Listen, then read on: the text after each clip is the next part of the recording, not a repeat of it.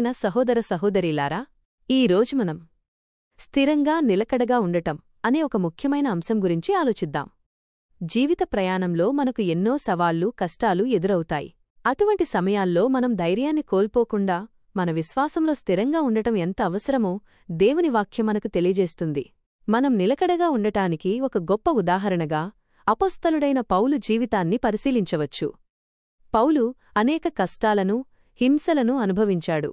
అతడు రాళ్లతో కొట్టబడ్డాడు, చెరసాలలో బంధించబడ్డాడు, ఓడబద్దలై సముద్రంలో కొట్టుకుపోయాడు. ఇవన్నీ జరిగినప్పటికీ ఆయన దేవునిపై తన విశ్వాసాన్ని కోల్పోలేదు. ఆయన తన సువార్త సేవను ఆపలేదు. ఎందుకంటే ఆయనకు క్రీస్తుపై ఉన్న ప్రేమ, ఆయన ఇచ్చిన వాగ్దానాలపై ఉన్న నమ్మకం చాలా బలంగా ఉండేవి. అందుకే ఆయన ఇలా వ్రాయగలిగాడు: నేను క్రీస్తుతో కూడా సిలువ వేయబడి ఉన్నాను. ఇకను జీవించువాడను నేను కాను, క్రీస్తే నాయందు జీవించుచున్నాడు.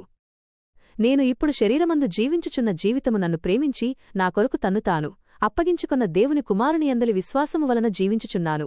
గలతీయులకు 2:20. మన జీవితాల్లో కూడా ఇలాంటి స్థిరత్వం చాలా అవసరం.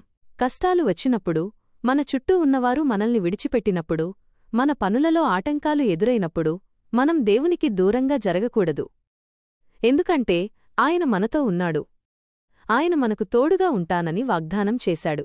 అందుకే అపొస్తలుల కార్యములు 14:22లో పౌలు, బర్నబాలు శిష్యులను బలపర్చుతూ మనం అనేక శ్రమల ద్వారానే దేవుని రాజ్యంలో ప్రవేశించాలి అని చెప్పారు.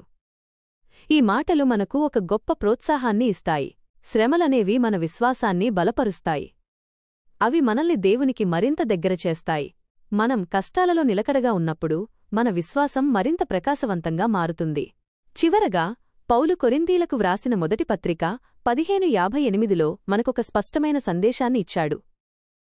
నా ప్రియ సహోదరులారా, ప్రభునందు మీ ప్రయాసము వ్యర్థము కాదని ఎరిగి, మీరు స్థిరమైన వారును, కదలింపబడినవారునయ్యుండి ప్రభూ పనిలో ఎల్లప్పుడూ విస్తరించుడి. మనం ప్రభూ పనిలో నిలకడగా ఉన్నప్పుడు మన శ్రమలు, ప్రయాసలు ఎప్పటికీ వ్యర్థం కావు. దేవుడు మనల్ని చూస్తున్నాడు. ఆయన మనకు తగిన ఫలాన్ని ఇస్తాడు. కాబట్టి మన విశ్వాసంలో స్థిరంగా ఉందాం, క్రీస్తుపై ఆధారపడదాం. అప్పుడు మన జీవితం దేవునికి మహిమను తీసుకువస్తుంది. ఆమేన్.